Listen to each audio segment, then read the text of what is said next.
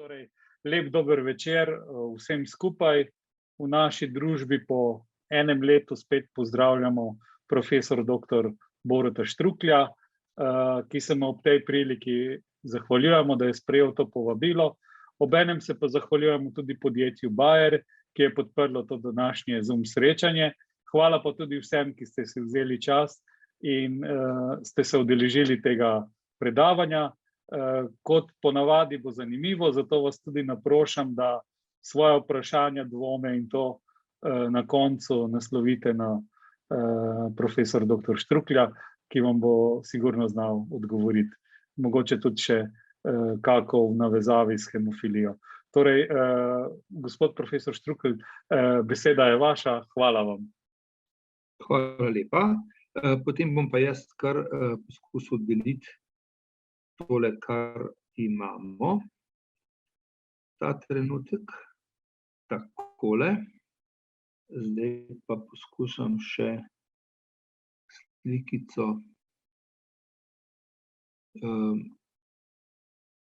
tako premakniti, da bo polna, samo to imam pa zadnje čase probleme, ker je ker imam, pa tudi če tako ostane, ne bo nič narobe. Tudi to tako ostane, pustite. Ne bo nič narobe, pustimo se vidi. Prejte, danes bomo govorili o poživitvenem odmerku, da ali ne, seveda v povezavi z hemofilijo. Predvsem nekaj malega o omikronu, kar je zelo zanimivo. Nekaj stvari bom tudi ponovil, ampak zelo kratko, predvsem kar je na ta trenutek na razpolago. In ja, tako kot pravim, imel sem kar nekaj predavanj pri različnih društvih, študentih, upokojencih.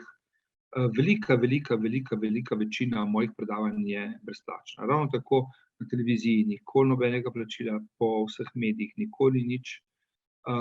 Je pa bilo zadnje predavanje, ki sem ga imel pred letom dni z vami, plačano strani družbe Bayer, se zahvaljujem, ampak sem se odrekel zdaj seveda vseh plačil, kajti najbolj me boli, da po vseh urah in neprespanih nočeh kdo reče, da smo plačanci, mi nimamo nobenega COVID dodatka, moji kolegi in jaz ne. In tudi to predavanje danes je seveda brezplačno, s tem, da je pa družba Bayer, za kar se zelo zahvaljujem, je pa donirala vašemu društvu in jaz vem, da bo to izjemno dobro in koristno porabljeno. Torej, jaz se seveda odrekam vsakemu plačilu. Kar se tiče poživitvenega odmerka, boste videli, imamo nekaj neznank. Ne da ali ne, namenoma sem napisal da ali ne, ampak absolutno da. Ampak samo vprašanje je, kdaj da. Pa poglejmo, kako je pri razvoju cepiv pri COVID-19. Pred letom nismo se dobili, takrat tega še ni bilo tako jasno razdeljenega, zdaj pa že vemo. Torej, mi imamo več vrst cepiv. Živa, oslabljena cepiva so tista, ki so zelo učinkovita, vendar so najbolj groba. To pomeni, da je virus še rahlo živ, sicer ga uničimo na nek način malo toplotno ali predvsem pa s pasiranjem, to pomeni, da gre iz generacije v generacijo. In zaradi nepredvidljivosti SARS-CoV-2 virusa se je Svetovna zdravstvena organizacija odločila, da živih oslabljenih cepiv ne bo dovolila, kar se mi zdi v redu. Torej imamo na razpolago mrtva, klasično, to so klasična cepiva, mrtva inaktivirana. Kaj to pomeni? Da se virus goji v nekih celicah ali klasično na jajčnih, to pomeni na embrionalnih oziroma na oplojenih kokošjih jajcih. Modernejše, in to se zdaj dela, pa je na sesalskih celicah. Virus se izolira in aktivira ali toplotno, še boljše pa s pomočjo kemičnih sredstev, formaldehid recimo, in se potem tega vbrizga v organizem. Videli boste, da ta trenutek v Evropi tega še nimamo. Še nimamo. Upamo, da bo. Jaz sem parkrat že izrazil po medijih kritiko Evropski agenciji za zdravila zaradi počasnosti, vendar sem dobil od kolegov, jaz sem delal 10 let na tej agenciji, odgovor, da ni stvar v Evropski agenciji, ampak je stvar v nepopolni dokumentaciji. In če ste mogoče sledili, ste ugotovili, da tako Kitajci kot Rusi ne dajejo vseh informacij. In dokler vseh informacij ni na mizi, ne morejo raziskovalci, strokovnjaki na Evropske agencije zdravila oceniti varnosti. Zato se tukaj čaka. Potem pustimo tale cepiva iz očiščenih delov, ampak to so konjugirana cepiva, ki jih tudi so se odločili, da jih ne bojo naredili. Kaj pomeni konjugirana? Da imamo recimo nek površinski del nekega virusa, ga vežemo na en močen beljakovinski del, zato da povečamo imunski odziv. In so ugotovili, da to nima smisla, ker virus premočno mutira. Potem pa imamo rekombinantna cepiva. Kaj pa so to? To so cepiva in videli boste, da vsak trenutek pričakujemo v roku enega meseca bo registriran v Evropski uniji. To pomeni, da vzamemo gen, ki ima zapis za virusni površinski protein, ga damo v neko celico, običajno je to, lahko je to bakterijska celica, običajno pravzaprav uporabljamo sesalske celice ali pa celo insektne celice, in te celice v fermentorju, torej v posodi, izdelajo cepivo, izdelajo protein, ki predstavlja en majhen delež virusa. Ne cel virus, majhen delež virusa. In tega vbrizgamo v naše telo. In seveda RNA-DNA cepiva, to pa imamo na razpolago. Pred enim letom smo o tem šele začeli, seveda smo diskutirali, sedaj pa to že leto dni mimo, torej imamo 2 RNA in 2 DNA cepiva. RNA pomeni, da je to ribonukleinska kislina, ki ne gre v jedro, bom pokazal kasneje slikico, to je Pfizer pa Moderna, ali pa DNA cepiva, to je AstraZeneca oziroma Janssen, to so vektorska cepiva. No in tukaj imamo pravzaprav že to slikico, ki smo jo že spoznali, pa še enkrat ponovimo, da bomo v letu dni je vse bolj jasno. Veste, učimo se. Znanost pomeni dvom. In mi moramo dvomiti. In mi moramo pri vsaki stvari reči, ali je res tako, kot nam prikažejo. Ali je res to, kar sem jaz raziskoval. Jaz sem celo življenje delam v laboratoriju in sem sam sebe opazoval. Včasih si tako želim, da bi prišel do rezultata, da ga mogoče vidim tam, ker ga ni. In rečem kolegu, daj preštej te bakteriofage, to so virusi, ki napadajo bakterije, s tem se recimo veliko ukvarjajo. Daj pa preštejte probiotike, ampak a se ti ne zdi, da jih je več kot v kontroli? Ne, to je že nevarno, ne? Jaz si želim, da jih je več in sugeriram kolegu. Zato mora biti znanost neodvisna, ponovljiva. Kar naredim jaz v mojem laboratoriju, mora biti ponovljeno tudi v drugem laboratoriju. In če temu ni tako, lahko rečemo, oprostite, zgrešili smo. In tega je premalo v znanosti, ampak pri covidu pa je zanimivo, je pa tega veliko. Skratka, zelo presenečeni smo nad objektivnostjo rezultatov. No pa poglejmo. Tule imate na tej drsnici imate prikaz, če začnemo na desni strani. mRNA. To je informacijska RNA. Torej, informacijska RNA pove, gre v citoplazmo, v celici in pove, nastani tak in tak protein, taka in taka beljakovina. Če bi bila mRNA za hemofilijo, recimo faktor 8, taka kot mora biti, in bi nastal protein faktor 8, tak kot mora biti, brez mutacij, brez česarkoli, potem ne bi bilo hemofilije A ali hemofilije B. In že tukaj vidimo, ne, da je to pomembno, da je v genu, ki iz genoma človeškega, iz gena nastane informacijska RNA, ne takoj, ne, najprej nastane jedrna RNA, pa se potem modificira, ampak v glavnem, ta informacijska RNA potuje iz jedra v citoplazmo. V citoplazmi so ribosomi, ti sintetizirajo protein in protein gre iz celice ven. In če ne bi bilo recimo mutacij pri hemofiliji, potem hemofilikov ne bi bilo, krvnih bratov ne bi bilo, kar je škoda, ker se mi zdi, da ste zelo fajn druščini. No, pa če se vrnem nazaj. Torej, mRNA, informacijska RNA, je izjemno nestabilna.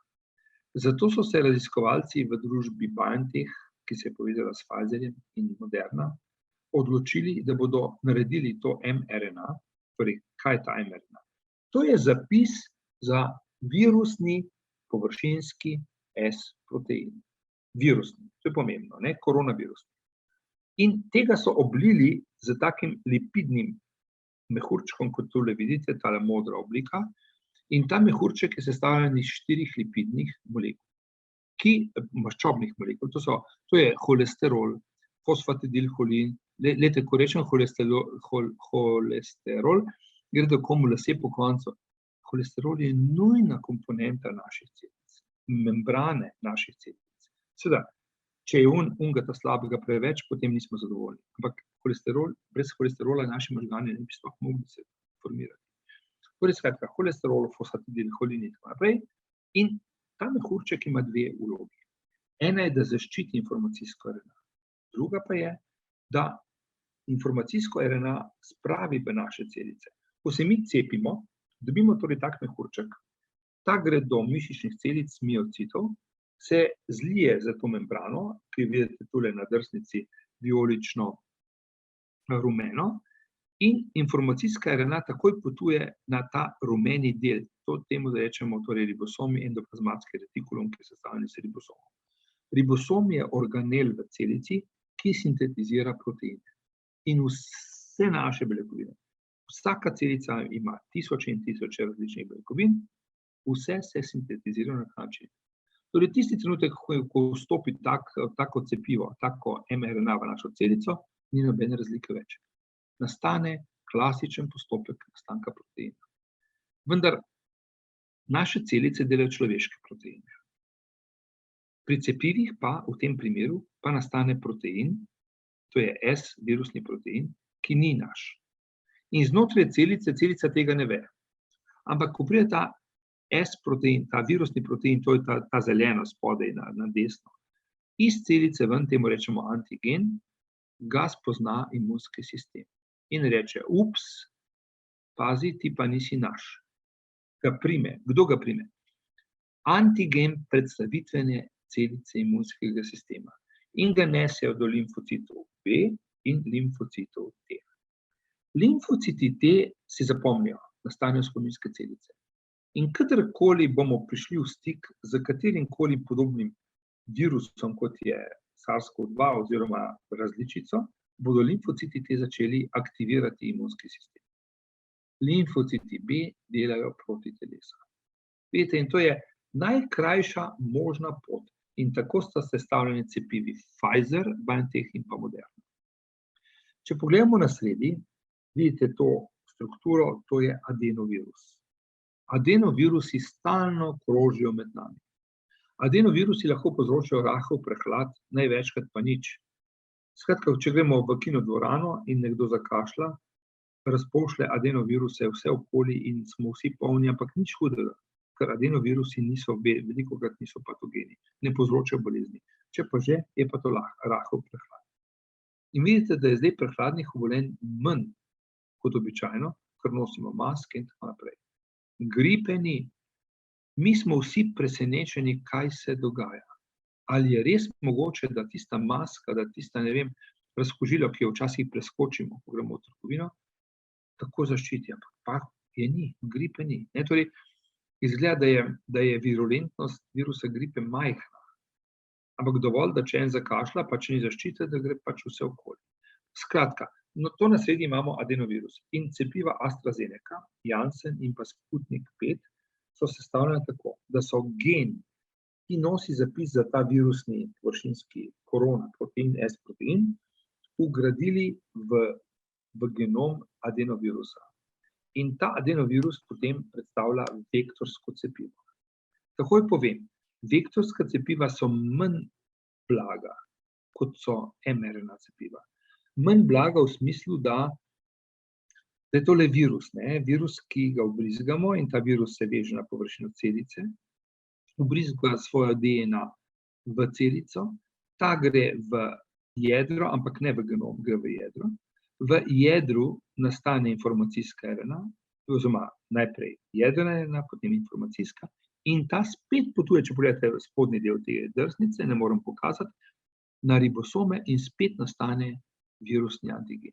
Torej, skratka, vektorska cepiva vodijo do nastanka informacijske RNA preko jedra. mRNA cepiva pa grejo direkt na ribosom. In bo kdo rekel, zakaj so pa razvili ene in druge? Vektorska cepiva bolj aktivirajo celični T-imunski sistem. Skratka, če bomo se morali večkrat cepiti proti koronavirusu, bodo vektorska cepiva dala našemu imunskemu sistemu informacijo. To že imamo, če smo se cepili z AstraZeneco ali pa z Janssenom, imamo informacijo. In ko bomo naslednjič v stiku z koronavirusom, bo ta takoj razpoznan. Torej, vektorska cepiva so boljša, kar se tiče T-celičnega odziva, Pfizer in Moderna so pa boljša, kar se tiče proizvodnje protiteles. Eno in drugo pa rabimo. No in končno, torej na moji levi in vaši levi strani, so pa poskusi, kako bi lahko DNA cepivo spravili s pomočjo neke liposoma, podobno kot mRNA, ampak tega še nimamo registriranega. Tako da to je zdaj kratka ponovitev. Zdaj pa poglejmo, kaj dejansko imamo. Poleg DNA in RNA cepiv čakamo, da bo EMA odobrila klasična cepiva in pa rekombinantna cepiva. Zakaj čakamo? Marsikdo bi se cepil, pa pravi, ne zaupam tem novim DNA, RNA tehnologijam. To je nekaj novega. Preden smo začeli, sem razlagal, kako je bilo težko krompir uvesti. Elektrika, a veste, kakšen problem je bil z elektriko? Napisalo je v Ljubljanskem zvonu iz 1865, 70 leta, ne vem natančno, je pisalo elektrika, nekaj groznega, nevidno, ubijete. Neka sila. In vi veste, da je elektrika začela poganjati stroje. Čim smo začeli poganjati stroje, se je bila revolucija. Industrijska revolucija. Ampak ni bilo enostavno uvesti elektriko. No in tako je enako velja zdaj. Torej, skratka, čakamo na klasična cepiva. In to je tudi prav. Dajmo možnosti nekomu, ki se noče cepiti z novo tehnologijo, s klasičnim cepivom. Kaj pa pomeni klasična cepiva? Primer. V fazi odobritve na EMA čakajo sledeči. Valneva. Valneva je francoska biotehnološka farmacevtska družba, ki je gojila inaktiviran SARS-CoV-2 virus, ga uničila, torej ga naredila mrtvega, skratka ga s kemikalijami preprečila njegovo razmnoževanje, in to je že cepivo. Vendar morajo dodati zraven adjuvans. Adjuvans je pa snov, ki poveča delovanje imunskega sistema. Virus, inaktiviran virus plus adjuvans je cepivo in to se vbriska spet v ramo. Identičen postopek je postopek družbe Sinopharm in Sinovac. Vsi uporabljajo sesalske verocelice, virus dajo najprej v verocelice, tam se namnoži, ga izolirajo, ga standardizirajo in aktivirajo. Problem z Kitajci je v nepopolnosti dokumentacije. Jaz si zelo želim, da bi bil vsaj Sinopharm bil sprejet v Evropski uniji, ker to je dobro cepivo. To je cepivo, ki ima učinkovitost proti osnovni različici. Spet zelo pomembno, osnovna je wuhanska različica, torej tisti osnovni sev približno 75%. Ampak nekdo, ki se cepi s tem, bo dobil celoten virus v smislu antigena in bo spet dodatno zaščiten.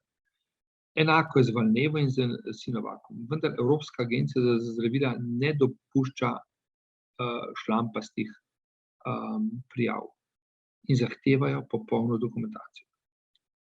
Nekoliko drugačen je Novavax.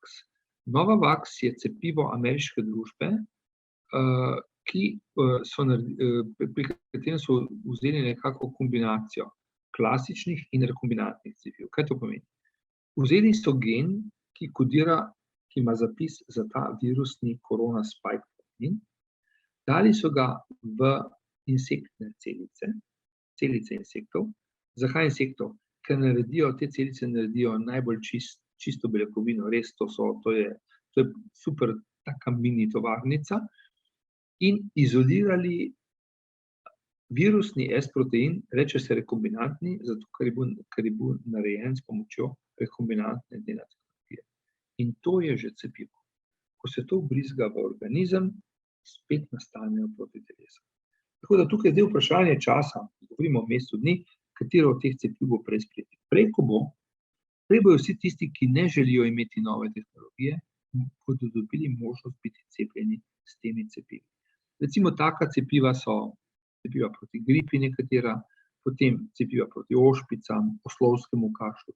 To je vsa ta klasika, ki jo že ima. No, to sem sam takole, to je mogoče zanimivo, ta Novavax cepivo.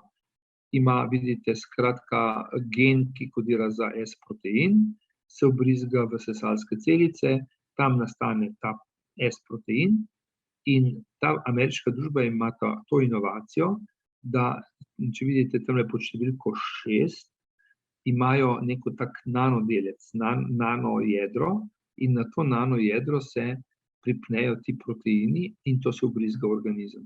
In zopet nastanejo protitelesa. Vedno, karkoli obrnemo, so protitelesa. Kako imamo pa zdaj z zdravili? Pred letom dni absolutno nismo mogli še govoriti o zdravilih. Veste, zdravila proti virusom so, to je dolgotrajen postopek. Zakaj? Antibiotiki so proti bakterijam. Bakterija živi sama zase. Bakterija potrebuje človeka, zakaj? Samo kot vir hrane. Bakterije je popolnoma vseeno, človek, žival, karkoli, vir hrane. Pri virusih pa ni tako. Virusi so polživa bitja. In virusi nimajo lastnega mehanizma za nastanek beljakovin, lastnega mehanizma za nastanek maščob, če jih rabijo kot lipoproteinov, lastnega mehanizma za proizvodnjo genetskega materiala. Zato potrebujejo naše celice. In zato je težko razviti zdravilo, ki bi delovalo proti virusu, pa ne bi poškodovalo naših celic. In zato to traja nekaj časa. In zdaj imamo, in začel bom z točko 1b, da nadaljujem mojo misel. Registrirano je, kar se tiče torej, z tako imenovanim pogojno registracijo na EMI, molnupiravir. Molnupiravir je zdravilo, ki je namenjeno bolnikom. Torej, skratka, tistim, ki so se okužili s SARS-CoV-2 virusom. Kako to vemo? Narejen mora biti PCR test, mora biti pozitiven, takoj se sporoči lečečemu zdravniku, infektologu in pa zdravniku v cepilnem centru in ta lahko takoj predpiše, to že imamo v Sloveniji, to je zdaj že 10 dni, zdravilo molnupiravir. Kaj to naredi? To je zdravilo, ki ga jemljemo, ki ga popijemo. To je kapsula, temu rečemo, jemljemo peroralno. In se ugradi, torej zdravilo je v bistvu ene vrste oponaša gradbeno enoto za nastanek virusnega genoma. In na ta način se ugradi v nastajajoč virusni genom v celici virusa SARS-CoV-2 in naredi toliko napak, da ta virus ne more preživeti. Skratka, ne more se razmnoževati, ne more se enkapsulirati in ne more napasti naslednje celice. Zdravilo se začne jemati po prvih simptomih, jemlje se 5 dni, zjutraj in zvečer, 800 mg zjutraj, 800 zvečer in s tem zmanjšamo hospitalizacijo za 50 do 60%. Torej, vidite, ta zdravilo ne prepreči razvoj virusa v smislu, da bomo preventivno ga vzeli in bomo rekli, zdaj pa vzamem zdravilo in se mi ne more nič zgoditi. Ne, šele ko smo res že zboleli, ga vzamemo zato, da preprečimo naval na bolnišnice. To je zelo pomembno, da vemo. Torej, zdravilo prepreči naval na bolnišnice in to je tisto bistveno, kar želimo doseči. Doma lahko prebolimo COVID infekcijo. Da pa seveda vsako protivirusno zdravilo deluje tudi na človeške celice, neželen učinek tega zdravila je kaj? Da se to zdravilna učinkovina lahko vgradi tudi v RNA molekule nastajajočega ploda. Temu rečemo teratogeno delovanje. in zato molnupiravir nikakor ne smejo vzeti nosečnice v prvem tromesečju. Za vsak slučaj rečemo nikakor ne nosečnice, pa tudi nekako ne priporočamo tistim ženskam, ki nimajo kontracepcije. Namreč, če imajo kontracepcijo, so zavarovane. Če ni in pride do neželene nosečnosti ali poželjene, se vseeno, potem se lahko zgodi, da bi molnupiravir deloval tako, da bi poškodoval plod. Ker vidite, zdravila niso tako nedolžna, cepiva so mogoče bolj varna. Grem na točko 1a, je Pfizerjevo zdravilo, ki je sestavljeno iz 2 komponent. Ena je PF073 in tako naprej. Običajno, dokler ni končnega kliničnega testiranja, se ne da končno ime, plus znana zdravilna učinkovina ritonavir, ki se uporablja pri zdravljenju HIV infekcij. Kaj delata ti 2 učinkovini? Ti 2 učinkovini blokirata, torej sta zaviralca virusne proteaze. Ko pride virus SARS-CoV-2 v celico, jo prisili, da dela vse samo za njega in naredi najprej na osnovi virusnega RNA genoma, naredi tak dolg poliprotein, dolgo beljakovino, in potem jo virusna proteaza razreže na majhne koščke in sestavi virus kot kapsido, encime, ki jih virus potrebuje in tako naprej, in tak virus potem gre iz celice ven in okuži novo celico. V eno celico pride en virus, iz ene celice gre ven 10.000 takih kopij. No, in da to preprečimo, imamo zaviralec te virusne proteaze. To zdravilo bo kmalu na tržišču, če bo vse v redu, zdaj je na koncu 3. faze kliničnega testiranja in je seveda samo po sebi učinkovito, ampak absolutno ne smejo tega jemati žensk, ki bi zanosile ali pa ki so že noseče, torej nosečnice. Ko pridemo v bolnico, upamo, da ne, ampak če se zgodi, torej virus potuje po pljučnih alveolih v nižjo fazo, torej v nižje dele pljuč in povzroči tako generalizirano vnetje. Takrat moramo vnetje zmanjševati z kortikosteroidi ali pa z biološkimi zdravili, kot je recimo tocilizumab, ta zmanjšuje vnetje. To je nespecifično zdravljenje. V zadnjem mesecu dni pa smo uspeli, torej je v Evropski uniji sta registrirani 2 zdravili, ki predstavljajo pasivno imunizacijo. Kaj pomeni pasivno ali pa aktivno? Aktivna imunizacija pomeni, da sem jaz dobil ali virus, torej sem zbolel, ali sem bil cepljen. Kaj bo moje telo naredilo? Proti telesu. Proti telesa proti virusu ali proti telesa proti temu cepljenemu delu.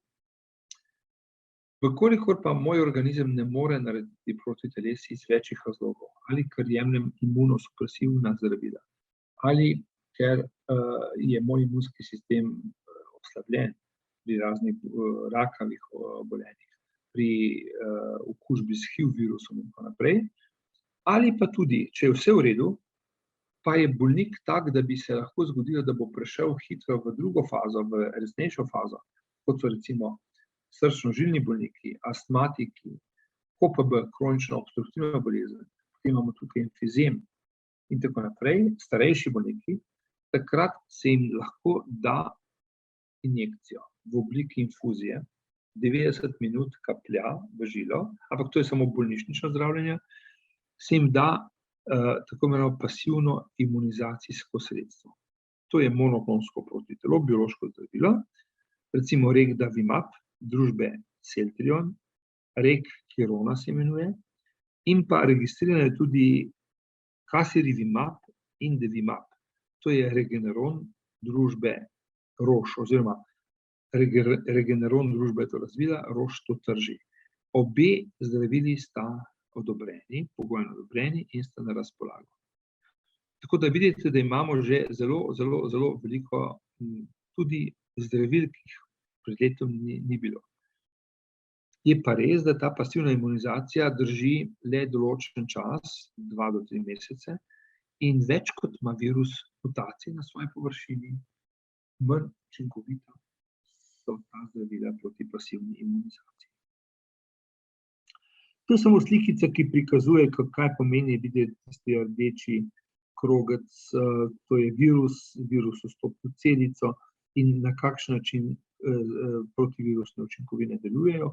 To sem tako natančno razložil, da to lahko seveda skočim. In gremo naprej. In sicer, kaj pomeni poživitveni odmerek?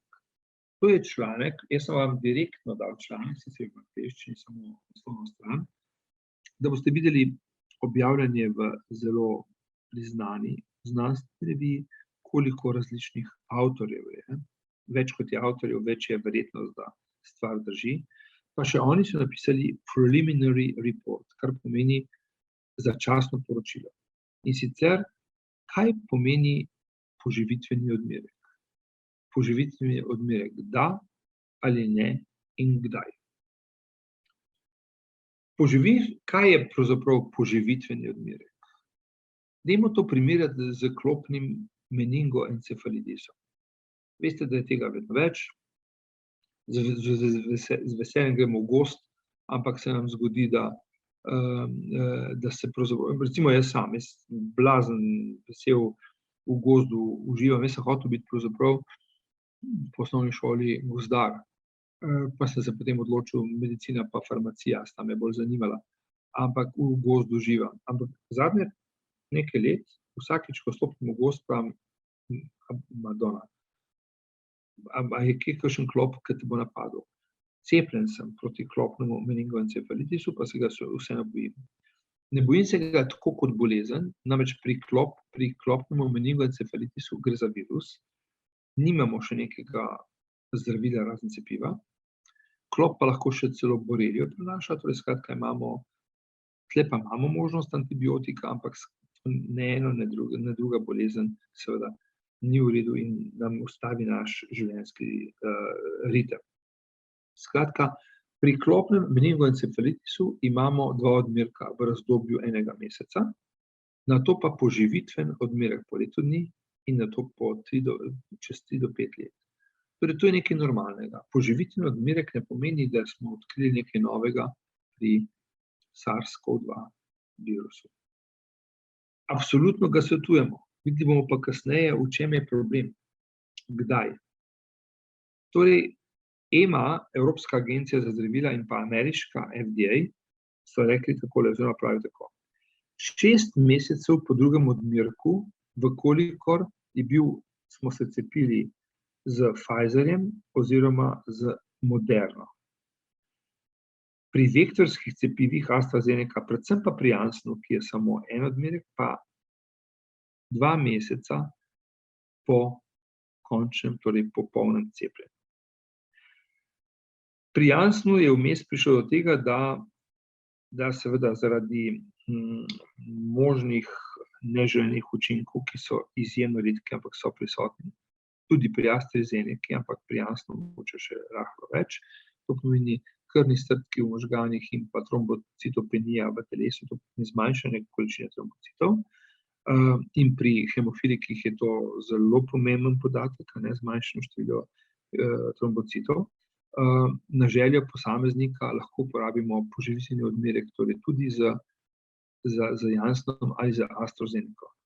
Za hemofilike bi jaz to absolutno odsvetoval. In bi rekel tako, torej, če že in absolutno poživitveni odmerek, potem naj bo to Pfizer ali pa Moderna.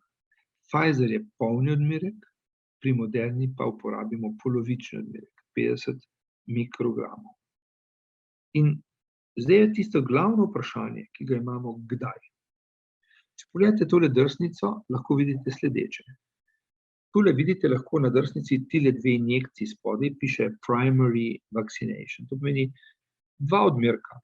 2 odmerka Moderne, 2 odmerka Pfizerja, 2 odmerka AstraZeneca, ni tako zelo pomembno, ali pa celo 1 odmerek Janssena. Se bo kaj zgodilo?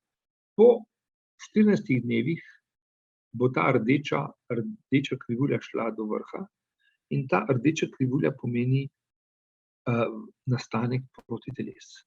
Mi bomo polni protiteles. In ko smo začeli cepiti proti SARS-CoV-2, nismo vedeli, kaj nas čaka. Mislim, vedeli smo, da bo veliko protiteles. In smo upali, smo rekli, v redu. Enkrat bomo cepljeni, pa bo mogoče dosti. Ne. Ugotovili smo, da moramo imeti 2 odmerka. In smo rekli, pa bo to mogoče dosti. In tule vidite, da ta rdeča krivulja počasi pada. In po 6 mesecih, pri vektorskih cepivih pa že bistveno prej, je količina protiteles pade. In takrat smo zopet ranljivi. Nas virus zopet lahko napade. Ampak teh 6 mesecev je izjemno grobo statistično preračunavanje. Število protiteles je odvisno od, prvič, starosti, nad 50 let je manjše. Drugič, fiziološkega stanja posameznika. Tretjič, ali posameznik jemlje kakršnakoli zdravila, ki zmanjšajo delovanje imunskega sistema. In to niso samo močna biološka zdravila pri raku ali pa imunosupresivi pri kroničnem vnetnem obolenju. To so lahko nenazadnje tudi recimo ibuprofen. Potem je tukaj naproxen. Skratka, vse tiste snovi, ki zmanjšujejo delovanje imunskega sistema, rahlo pa ga ravno tako. In pa seveda genetika. Tako da nimamo še ta trenutek orožja, da bi rekli, kdaj je tisti čas, če pogledate to krivuljo, ko pade, tam piše v angleščini threshold of protection. Torej, kdaj lahko rečemo, zdaj smo še zavarovani in kdaj nismo več. Tega ne vemo. Zato generalno rečemo nekako po 6 mesecih, zdaj pa vemo, da je bistveno boljše še celo prej, po 4 do 5 mesecih vzamemo poživitveni odmerek. Poživitveni odmerek naj bo torej Pfizer ali Moderna. Če kdo želi na posebno željo, lahko dobi tudi AstraZeneca, Janssen. Ampak glede na to, da govorimo o hemofiliji, absolutno Janssen ali Moderna, drugega ne pride v poštev. Ampak seveda zopet, kaj se bo zgodilo, če boste dobili kasneje, ko vam bo to protitelesa padla? Nič hudega. Če niste prišli v stik z virusom, bo to vse super in vidite tu krivuljo, ta črtka na črta, kako se poveča in število protiteles se poveča za 20, 30, 40, skratka boste zaščiteni še sigurno za 9, 10, 11, 12 mesecev. Mogoče celo dlje. Tega še ne vemo, ker nimamo teh izkušenj. Kaj se bo pa zgodilo? Tukaj me dobro poslušajte, ker je pomembno. Kaj se bo zgodilo, če boste dobili poživitveni odmerek prej, ko imate še bistveno visoko koncentracijo protiteles? Torej, ta polna rdeča črta, ki vam tule prikazuje, recimo, da je to na taki višini više od tiste, skratka, ko imate še nekaj protiteles. Ne bo nič narobe z vašim organizmom, ampak počutili se boste slabše. Zgodilo se bo sledeče. Recimo, jutri greste na poživitveni odmerek in imate še veliko protiteles, ker ste bili polno cepljeni, pa ste mogoče celo preživeli okužbo. Vi imate še nekaj protiteles. In v vaših celicah, ko dobite poživitveni odmerek v rame, nastaja antigen. Ko gre ta antigen iz celice ven, se bo srečal z vašimi protitelesi, ker so še prisotna, ker jih imate še veliko. In prišlo bo do tako imenovane reakcijske povezanosti. To pomeni, reakcija bo nastala. Ta reakcija se bo pokazala v malo mogoče višji temperaturi in pa veliki utrujenosti 2 do 3 dni. In to je to. Nič hudega. Ampak, da veste, torej, če se boste po poživitvenem odmerku počutili zelo slabo, utrujeni, spite, če se da, počivajte, ne forsirajte svojega organizma. Nič ni narobe, samo da boste vedeli, kaj odzadaj, zakaj se je to zgodilo. Ker ste imeli še veliko protiteles. In protitelesa se borijo proti poživitvenemu odmerku. Samo tako, da bomo vedeli, zakaj gre pri tem. Zdaj pa še nekaj o sebi omikron. To je graf, za katerega me je Sašo Dolenc, ki ga bom mogoče dal na sodišče, Torej sem se odločil, da ne bom več, to je zadnje moje predavanje in ne bom več na televiziji, ne bom več na radiju in ne bom več sodeloval na tem področju. Jaz in moji kolegi delamo vse to prostovoljno, z veliko energijo, veliko našega prostega časa gre. Sam sem delal 10 let na EMI in Evropska agencija za zdravila in kolegi so mi poslali ta graf. In ko sem ga objavil in še marsikaj, ne vem kaj od zadaj, me seveda napadajo na vse načine, tudi fizično in verbalno. Ampak ni važno. Sam vam povem, da sem prizadet in glede tega. In ravno ta graf, ki sem ga pokazal v sredo na Odmevih, je dal veliko polemik. Za tem grafom stojim. Kaj nam ta graf prikazuje? Na začetku je bil wuhanski sev, torej prvi osnovni sev. Moji kolegi in sam mislimo, da je ušel virus iz laboratorija, iz Wuhana. Ne, da so ga umetno naredili, lahko da so ga, ampak nimamo teh dokazov.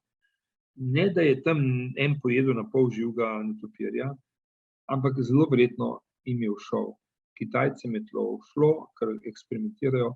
V Wuhanu je največji laboratorij za koronaviruse na svetu. Ampak to so špekulacije, to sploh ni važno. Ampak vidite, recimo tamle spodaj, na začetku grafa, spodaj levo, je wuhanski tip. Potem pa vidite tam te črte, ki so vodoravne, z raznimi modrimi, vijoličnimi točkami. To je razvoj virusa. Virus je mutiral v beta, delta, potem imamo gama, delta, kappa in tako naprej. Zanimivo pa je, da če pogledamo molekularne mutacije, molekularni mehanizem mutacije, ugotovimo, da je sev omikron zelo zgodaj šel iz tega klastra, iz teh vseh mutacij svojo pot. Tudi omikron je seveda SARS-CoV-2 virus, ampak je bil prisoten verjetno v Bocvani, v enem ožjem kraju, že vsaj leto, če ne več. In on je mutiral še prav posebej na tistem delu, ki se prime na naše celice. Te mutacije pomenijo, da se omikron izjemno močno prime in da se izjemno hitro širi. Ampak, ker se tako močno prime na naše celice, imamo pozitivni scenarij, ki je možen. Poudarjam, ki je možen. To, da ne dopusti, vidite, zakaj je tako visoko gor, ker ima tu veliko različnih mutacij. Ne dopusti, da bi vsi ostali sevi, od beta, alfa, beta, gama, delta in tako naprej, se prijeli in se širili. Sam pa se tako močno prime na svojo površino celice, naših, torej ključ predvsem pa ostalih celic, da se ne more, skratka, ne dopusti, da bi se drugi sevi prijeli. In to je dobro. Problem pa je ta, da v tistih celicah, v katere pa le pride, se pa zelo hitro širi. Pozitiven scenarij je ta, da se bo virus zaradi mutacij sam uničil. To se je zgodilo pri španski gripi. Pri španski gripi ni bilo nobenih zdravil, ni bilo ničesar, to je bilo leta 1917, 18, 19, ker je bil prvi val rahel. Drugi val, ki je šel čez cel svet, je bil grozovit, drugi do tretji, in je bilo 50 do 60 milijonov smrtnih žrtev. Mimogrede, že zdaj imamo 5 milijonov smrtnih žrtev zaradi covida, če statistika drži, oziroma če opisuje tako, kot je potrebno. Kar ni tako malo, primerjavo. No, in tretji val španske gripe je izzvenel. Kako lahko nekaj izzveni? Ja, tako, da mutira, da tako močno mutira, da sam sebe izniči. In omikron, pozitivno gledanje, imamo to možnost. Jaz sem napovedal, da če bo šlo tako dalje, da bomo mogoče februarja, marca, da bo ta pozitiven scenarij, da ne bomo imeli več kaj veliko SARS-CoV-2 virusa. Vendar je to samo špekulacija, predvidevanje, ne vem. To je matematični model, ki ga vam kažem. Zelo veliko matematike je tukaj odzadaj in pa seveda molekularne biologije. Slabši primer pa bi bil, da so te mutacije tako hude, da bo prišlo še do množičnejšega razširitve in da ne bo pomagalo nobeno cepivo in nobeno zdravilo. Upamo, da do tega ne pride. Tako da Toliko o omikronu, ampak zaenkrat dobro kaže. Torej, Južna Afriška republika pravi, da jim blazno padajo okužbe, na splošno pravijo, da če se okužimo z osebom omikron, da je velika utrujenost, vendar ni spremembe vohov, da se pljučni epitelij ne sesuva, tako da zaenkrat kaže dobro, jaz sem optimist. In če lahko zaključim, to so zaključki, ki so bili pred letom zelo podobni. Skratka, nobeno zdravilo ali cepivo ne smemo razviti brez učinkovitosti in pa predvsem varnosti. Varnost je tista, ki nam daje dovoljenje, da nekaj naredimo ali ne. Cepljenje bo prostovoljno. Jaz nisem za obvezno. Zdaj se nam dogaja, Avstrija bo dala obvezno cepljenje. In tako naprej. Tukaj sem res mogoče nekoliko heretik. Vsakič znova se pripnem s pasom, varnostnim pasom v avtu, ko speljem. In vsakič znova se vprašam, zakaj to delam. Ali zato, da bom sebe zavaroval, ali zato, da me ne bo policaj kaznoval. In moj odgovor je drugi. Jaz nočem biti kaznovan in nočem plačevati. Ampak če se jaz ne pripnem z varnostnim pasom, komu škodujem, razen sebi seveda. In če se bom zaletel z veliko brzino in ne bom pripet, bom mrtev. In bom zavarovalnico, ne bom veliko, torej v zdravstveno blagajno, ne bom nič stal. Rešil bom zdravstveno blagajno, v katero plačujem celo življenje. Če bom s pasom zavarovan, bom mogoče težko poškodovan. In me boste vi vsi plačevali, s tem, da plačujete v zdravstveno blagajno, še vrsto let. To je seveda tako, subjektivno gledanje, ampak dajem nazaj. Skratka, vsaka obveza nam daje ene vrste jezo. Naj bo cepljenje prostovoljno, ampak bodimo odgovorni. Dajmo se cepiti zaradi drugih in sebe, zaradi svojih vnukov, svojih otrok. Včeraj sem bil na smučanju, v Italiji sem še v ponedeljek, v soboto sem šel na Kongresni trg, da sem dobil potrdilo, da sem negativen, čeprav sem 3-krat cepljen, ampak Italijani to zahtevajo, noben me ni ustavil, prav zanimivo. In proti koncu smučanja sem bil že, ko pa se veste, kako to zgleda, sem rekel, a popijem še en bombardino, vse kunele, kaj če se kaj zgodi.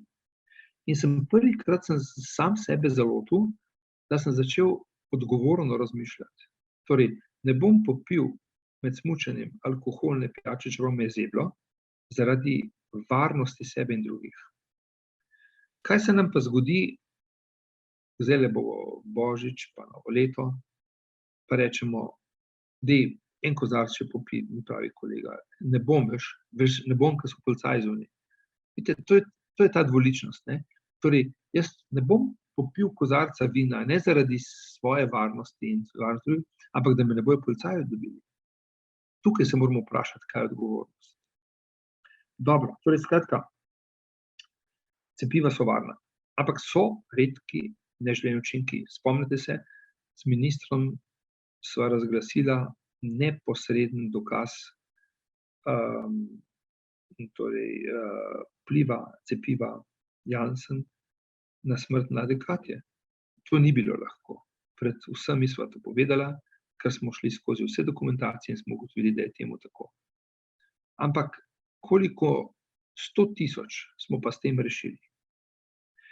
In seveda, ne nazadnje, z vsako novo tehnologijo smo bližje rešitvam. In za vas, dragi moji krvni bratje, je to še posebej pomembno. Hemofilije čez 20-30 let verjetno ne bo več, če bo le vse šlo tako, kot je potrebno. Ker bomo lahko zamenjali okvarjen gen z neokvarjenim. Ali bo to CRISPR-Cas tehnologija, ali bo to vstop v embrio, ali karkoli že bo, tega ne bo več. Vaše društvo se bo lahko dobivalo samo zato, da boste nazdravili, kako je znanost napredovala. Hvala lepa, jaz bom zdajle tole predstavitev ugasnil In evo, sem na razpolago za kakršnokoli vprašanje. Izvolite. Hvala, profesor dr. Štrukelj, zelo izčrpno je bilo tudi vaša podajanja so zmeraj taka, ki pritegnejo, tako da verjetno imajo privilegij tudi vaši študentje, ki jih znate zmotivirati, no, tako da prosim še naše člane, pa da vprašajo, kar jih zanima, no. Izvolite. No, jaz bi imel vprašanje, ali pa mogoče dve. Aha, Uroš, ja. In bolj bom rekel tako kot Dominik, ne. Jaz bi se želel na faksu čim več takih profesorjev, ne. Sem jih imel mogoče 2, 3, ampak ko vas poslušam, je res prijetno, ker ste razložili tako, da zdaj se sprašujem, a imam vprašanje, ne, zato bom jaz vprašal, če sem pravilno razumel. Zdaj mene zanima pri temu, ne, zakaj rečemo tudi tisti, ki je prebolel, ne, se mu pač svetuje tudi cepljenje, ne. Zakaj, glede na to, ker, ko ste omenili, ne, ko imamo enkrat te spominske celice si zapomnejo, ne, zakaj, ne, to? Ja. In isto, če bom samo še dodam, isto velja, kako potem te spominske celice pri teh cepivih, te novih ne delujejo več, ne, v smislu, da če fašamo, ne. Ja, Uroš, super. Super vprašanje in dejansko zelo dobro za začetek diskusije. Dajva začeti s tem, torej skratka, ko se okužimo z virusom. Virus ima kapsido. In na tej kapsidi, govorim zdaj za SARS-CoV-2 virus, ne, se lahko bi kjerkoli drugi, so te konice, to je SARS protein, torej S-protein. In ko se mi cepimo, dobimo samo informacijo za ta S-protein. Ampak virus ima na svoji površini še druge proteine. M-protein, E-protein in tako naprej. In skratka, če se mi okužimo, dobimo bistveno večji diapazon proteinov, ki jih naše telo spozna kot tuje in nas zaščiti. Torej, na ta način, če se mi okužimo, smo bolj zaščiteni, kar se tiče celotnega proteina. Ampak, kar je pa pomembno, imamo pa bistveno manj protiteles, kajti virus, torej, ko se cepimo, dobimo količinsko več samo enega proteina. Torej, skratka, idealno bi bilo, ampak zdaj dajte me dobro razumeti, idealno bi bilo, da se 2-krat cepimo, to smo vse recimo, in potem, da se okužimo z virusom, ampak da ne gremo v težjo po teh bolezni, ampak da smo mogoče asimptomatsko prešli. Bomo dobili kaj? Ogromno količino glavnega proteina, ki je na površini virusa, to je s cepljenjem, plus ostali proteini ravno tako tvorijo antigene, ki povzročajo nastanek protiteles. Najboljša kombinacija, to smo zaščiteni. Spominske celice se name zapomnijo vse te proteine, vse okolje. Uroš, kaj pa že prvi del vprašanja, sem že pozabil? Ja, sem tudi jaz zdaj pozabil, ker sem poslušal, kaj mi razlagate. Ampak ja, predvsem, zakaj potem tudi tisti, ki so prebolevniki, no, se ste v bistvu odgovoril, ne? Ja, no, ampak tukaj je ena velika administrativni problem. Virus ne ve nič, kaj je to antigen, in naše celice ne vejo nič, kaj je to virus. Skratka, vsaka tuja beljakovina jo prepoznajo in naredijo protiteles. In zdaj je administrativni problem sledeč. Koliko časa po prebolevanosti lahko nekomu rečemo, da je še zaščiten? In mi smo govorili 1 leto in zdaj vidite, da se je vlada odločila 9 mesecev. Mimogrede, naša vlada, če imate radi ali pa ne, jaz se tukaj ne bom vtikal v to, ne dela nič drugače, kot dela Avstrija, ali pa smo še bolj mili, ali pa vsi ostali, skratka države okoli nas, ne. In so rekli tako, če ste se okužili z SARS-CoV-2 virusom, je to isto, kot bi bilo 1 cepljenje. Torej, 2 cepljenje plus 1 prebolevnost je enako kot 2 cepljenji plus poživitveni odmerek. Ampak, če ste se okužili z SARS-CoV-2 virusom, je veljalo 1 leto od okužbe, da ste zaščiteni, zdaj pa po novem velja 9 mesecev. Torej, po 9 mesecih, potem, ko ste se okužili, se to črta. In v QR kodi ne bo več tega zapisanega. To je administrativni ukrep, to ni znanstveni, to ni logičen ukrep, ampak pač tako je. Ne? Tako da poživitveni odmerek absolutno vam svetujem. Nikakršnih povezav, ampak seveda, Messenger, RNA cepiva, za vas pa absolutno velja to. Ne svetujem moderne, AstraZeneca, ne svetujem Janssena, če govorimo o hemofiliji. Vse, kar povezuje z zastrjevanjem krvi, v plus ali v minus, za vas ne pride v poštev.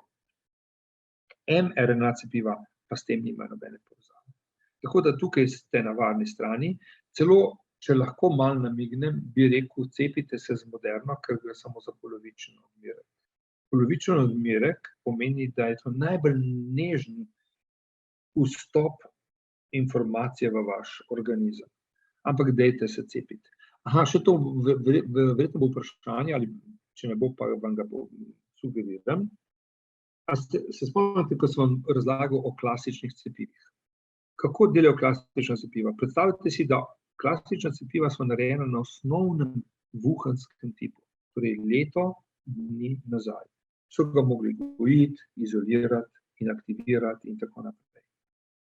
Nova cepiva, nove tehnologije, vseeno ali vektorska ali ne, ampak dajmo se zdaj koncentrirati na mRNA cepiva, pa v trenutku danes lahko jaz otipkam nukleotidno zaporedje in te mutacije, ki so prisotne v omikronu, v delti, v gama, ustavim v zaporedje, to se sintetizira, za sintezo je potrebno 45 minut, za pripravo takega cepiva je potrebno 7 tednov za milijon doz in EMA v 14 dnevih do 3 tednih odobri.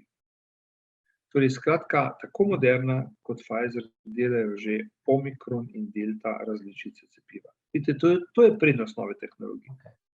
Problem pa je ta, da se ne ena, ne druga družba ne upata sprostiti teh cepiv, dokler ne bo popolnoma jasno, kakšna bo delitvena porazdelitev, to pomeni bilanca med evropskimi državami. In sedaj je pogovor o tem, da mora biti enakopravnost na področju novih različic. Moderna bo konec marca sprostila 30 milijonov cepiv, ki bodo že imeli vse te mutacije, omikrona, to bo že vse noter. Ampak to mora biti tako, da ne dobi vse Nemčija, pa da ne dobi vse Francija, ampak na osnovi Evropske unije enakomerno razdeljeno. Morate povedati, da je Moderna farmacevtska družba Združenih držav Amerike, ker bo Amerika imela veliko prednost. Vidite, vedno je zdravje prvo, ampak tudi ostali dejavniki so pomembni. Se pravi, zdaj, če sem pravilno razumel, poživitveni odmerki bojo pač imeli že tudi za vse različice, kot to tudi nisem razumel, a se cepijo glede na podlagi prve nasebe? Uroš, bodo imeli, ampak kaj bo pa zdaj z vsemi milijardami odmerkov, ki so pripravljeni na osnovi wuhanskega osnovnega tipa? V redu, grejo v Afriko, grejo na Kitajsko, verjetno ne, ampak pač drugo Azijo in tako naprej. Ne vem, moram povedati, da tega ne vem, ampak kolegi iz EME mi pravijo, da je zdaj glavna zadeva narediti tako količino poživitvenega odmerka že z delta in z omikron varianto, da ne bo prišel do spora med državami. Ampak to, če prav razumem, potem tudi, če imaš poživitveni, če si ta starim, pomaga kaj proti, rečemo, ta novim? Zelo, zelo pomaga. Pfizer je dal ven študijo, ampak je pač Pfizer. Zdaj, koliko verjamete, to je tako, kot da reče, recimo, družba Audi, naredili smo študijo in ugotovili, da je Audi najboljši avto. Mislim, to je zdaj tako. Ampak kakorkoli že, skratka, pa verjamem. Torej so povedali, da prvi dve, torej cepivo dveh odmerkov Pfizerja proti omikronu je bilo približno 60–70%, z tretjim poživitvenim odmerkom pa pridemo do 89% zaščite, kar je absolutno, ja, absolutno. mislim, se poveča, če se spomnite tisti graf, kako se poveča protitelesa. Moderna, Pfizer, poživitveni odmerek močno poveča število protiteles, tudi proti omikronu. Mogoče nekatera protitelesa ne bodo prijela, ampak velika večina pa bodo. Torej, ja, tudi osnovno cepivo poveča to učinkovitost. Okay. Zdaj imam pa še eno vprašanje, ki po mojem, ne vem, če obstaja odgovor na njega, ampak vseeno, ne. Glede na to, da smo rekli, če jaz razumem, da ta cepiva v bistvu ustvarijo to, da celice delajo neke proteine, ne? Ja. Zakaj pa prije rečemo do nekih stranskih učinkov, če v bistvu delajo samo te proteine, ki v bistvu jih naš imunski sistem prepozna, naredi spominske celice in tako naprej, ne? Ja. Dajmo to primerjati z cepivom Zolgesma, ki ga je prijel mali Kris. Cepivo, zdravilo Zolgesma, se spomnite, 2.300.000 smo zbrali, ne? Torej, mali Kris je dobil identično stvar, kot je cepivo AstraZeneca, ki stane nekaj evrov. Mali Kris je pa dobil zdravilo Zolgesma, ki stane 2,3 milijona evrov. Gre pa za isto stvar. In za kaj gre?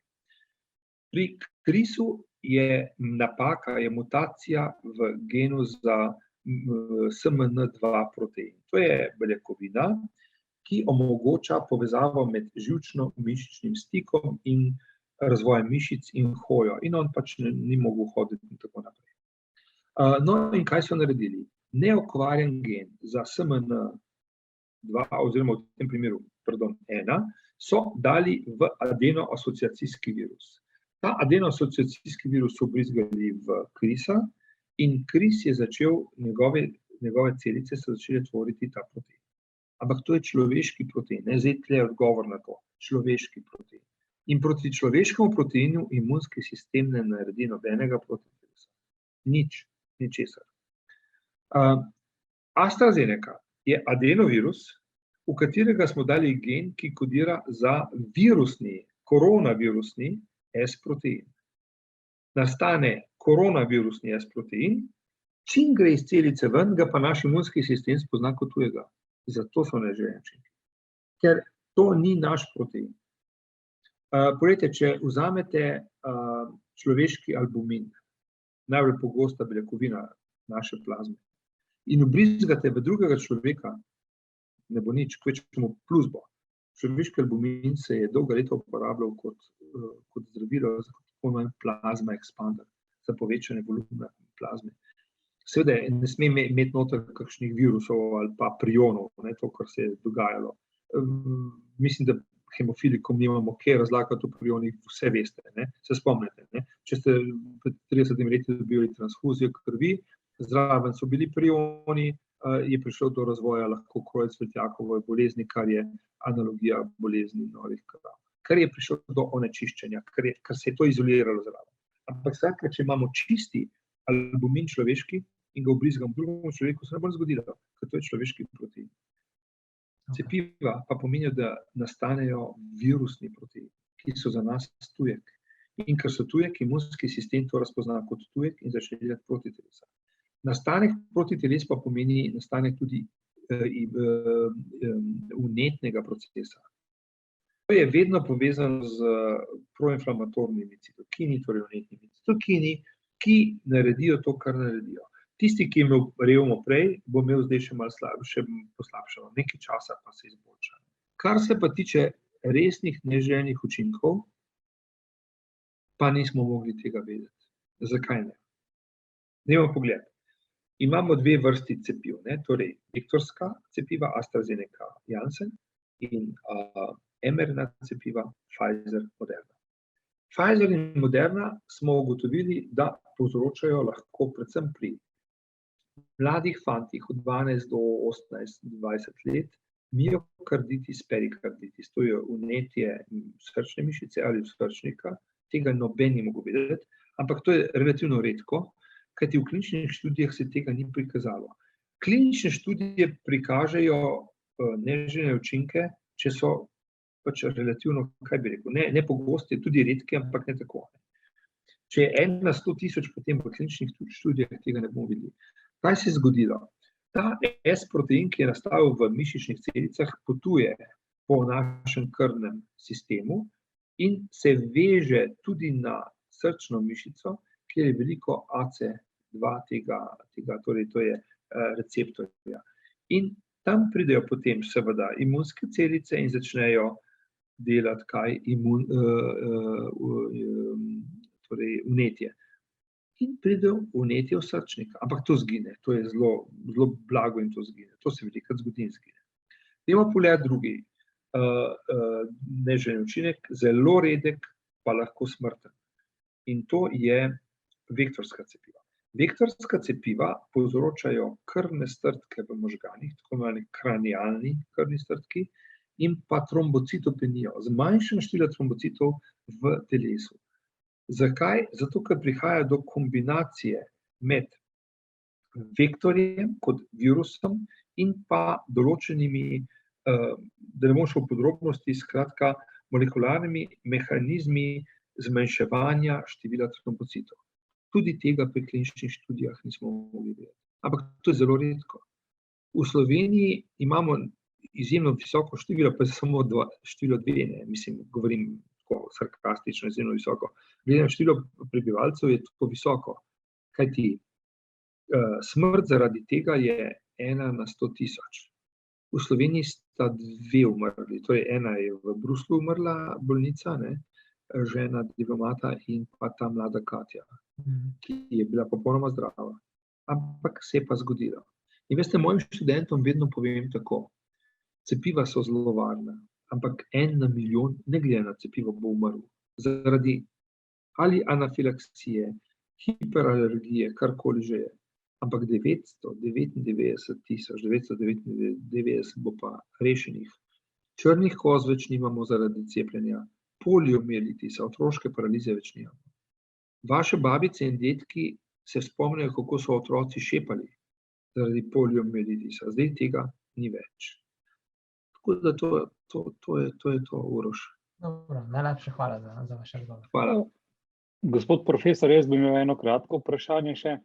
Malo nas že čas priganja, ker imate še obveznosti. Ja.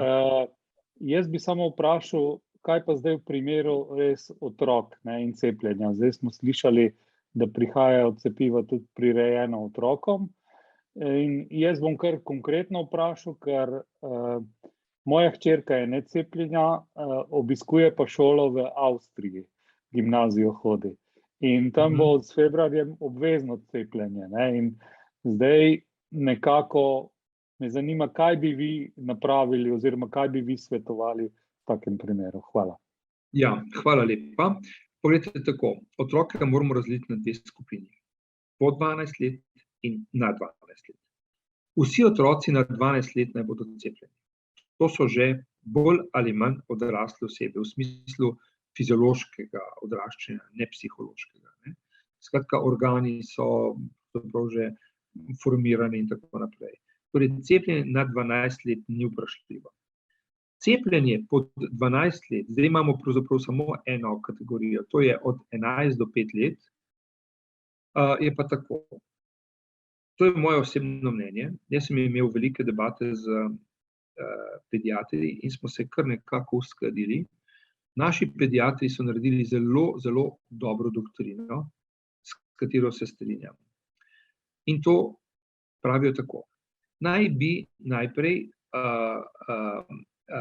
torej cepili otroke iz rizičnih skupin. To so prekomerno debeli otroci. Če ti dobijo COVID, imajo lahko zelo hude. Kaj je najpogostejši sindrom? Je tako imenovan multivnetni organski sindrom. To pomeni, da prihaja do vnetij različnih organov, predvsem pa tako imenovan psevdokawasaki. Psevdokawasaki pomeni flebitis, to pomeni vnetje žilnega sistema. Potem so tukaj otroci, ki so z srčno-žilnimi problemi. Govorimo o kategoriji 5 do 11 let. Pod 5 let ni cepljenja. Potem so tukaj sladkorni bolniki, ki jih je nekaj. Ampak poglejte, spet odgovornost. Če bi bili, tako kot so na Portugalskem, pa mogoče na Švedskem, vsi nad 18 let cepljeni 90 do 95%, potem je to je moje osebno mnenje. Ne prenašamo odgovornosti na pleča naših otrok. Potem otrok ni potrebno cepiti, govorim za tiste pod 11 let. Zakaj? Velika večina, 1 na 10.000 bo zbolel resno, drugače bodo pa vsi preboleli asimptomatsko ali pa z rahlimi sindromi, ki se kažejo kot prehlad. To je dokazano. Seveda, tukaj je potrebno upoštevati pediatre in pediatri so res naredili v Sloveniji zelo dober plan in sicer ta plan pomeni. Pediater na primarni ravni poskrbi za svoje paciente. Ti pediater veš, kateri otroci so rizični. Pokliči starše, povej jim, da so rizični in poskušaj jih, da se bodo cepili. In to se mi zdi zelo dobra oblika. Pri vas konkretno je pa to že na 12 let in ja, cepljenje, sploh ni debate. Hvala lepa. Hvala. Še kdo mogoče kako kratko vprašanje, če ne, bi se profesor dr. Borut Štruklj.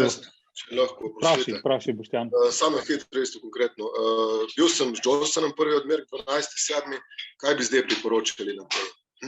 Ja, 12.7. je že precej, mislim, je relativno daleč, ne? Skratka, to je bil en odmerek, samo ne, da ste bili z Janssenom, ste dobili samo en odmerek, absolutno priporočam cepljenje, vendar bi vam priporočal Moderno s polovičnim odmerkom. Sploh ni treba poudarjati, kajti Moderna je vedno samo poživitveni odmerek, Moderna je polovični odmerek. Na ta način boste aktivirali delovanje imunskega sistema, dobili boste pa najbolj nežno možno cepivo. Hvala.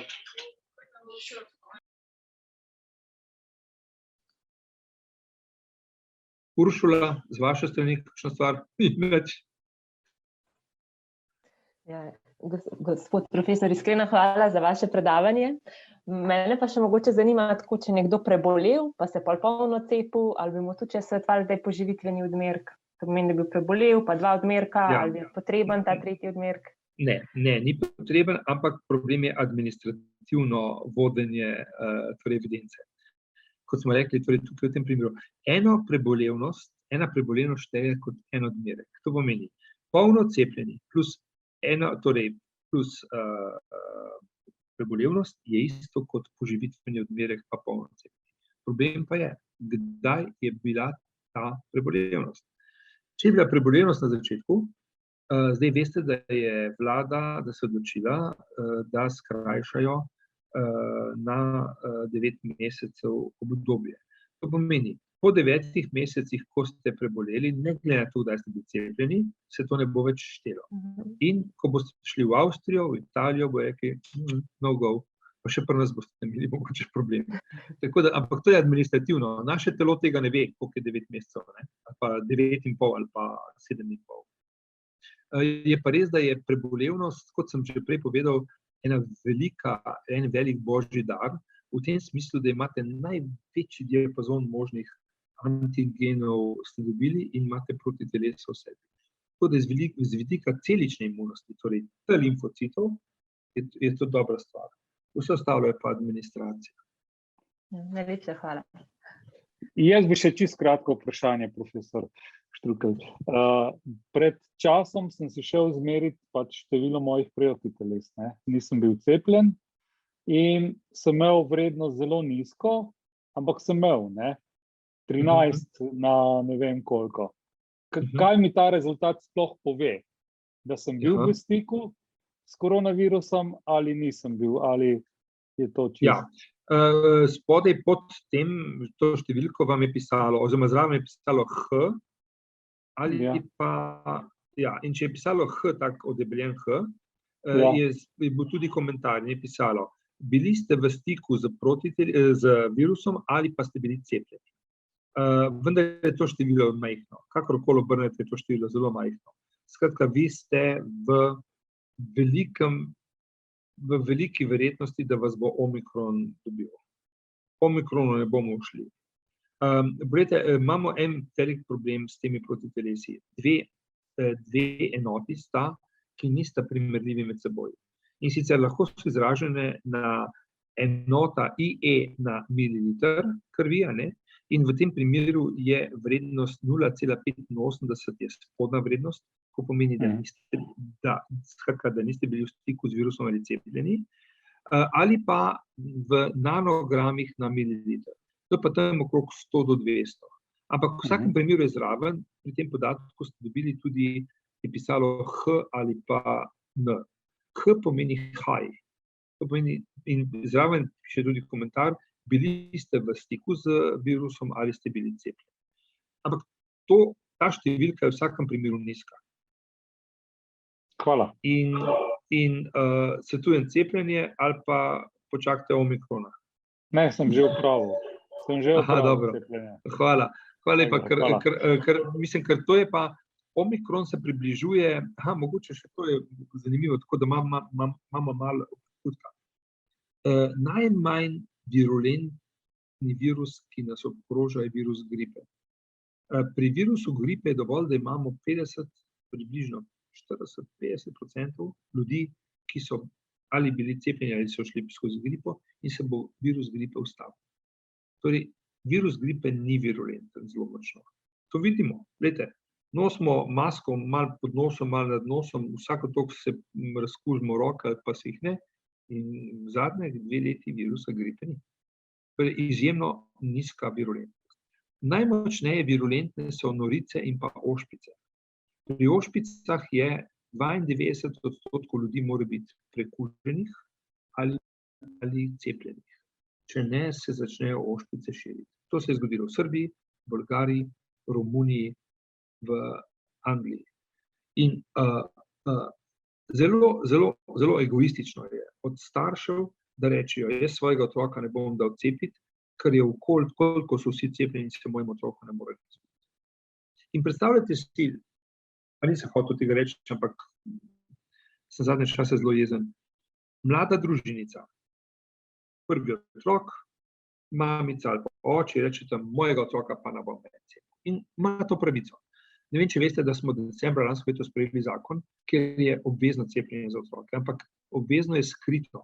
In sicer lahko otroka ne cepiš, ampak potem ne smeš iti v vrtec, ki je financiran z javnimi sredstvi. Lahko v privatnem. In potem dobi oči ali mami super službo v Keniji ali pa še boljše v Nigeriji. 20,000 evrov na mesec plače. A bi šli? Valjda bi šli. Vsi poberete otroke in greste. Ampak če hočete iti v Nigerijo, boste šli na NIJZ in vas bojo cepili proti koleri, rumeni mrzlici, denge in tako naprej. In vsi se bodo avtomatično, cela družina, cepili kar 20,000 na mesec, je pa le 20,000 na mesec. Razmislimo o tem.